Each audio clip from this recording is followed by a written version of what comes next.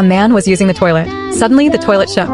The minions decided to build a plane. They used the toilet as a seat, and a washing machine as the engine. They worked all night. No light didn't matter.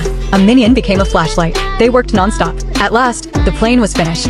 A flight attendant checked tickets. Minions had different classes. In economy class, they had to pile up on each other. But first class was different. It had toilet seats, bunks, and a diner. Before takeoff, the attendant gave safety tips. Then the minion pilot started the plane. The propeller blew bags into the air. Another minion guided the route. The plane took off, but something was missing. The reason for the plane was to find their boss Gru.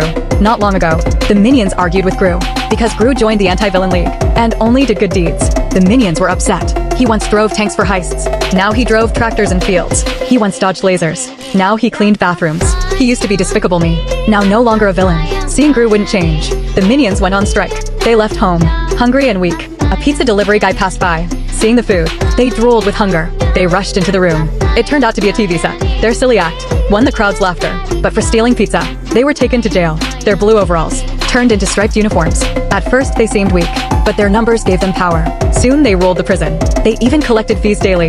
Not just money, but gold bars and toys. Even the tattooed gang boss had to scrub their backs.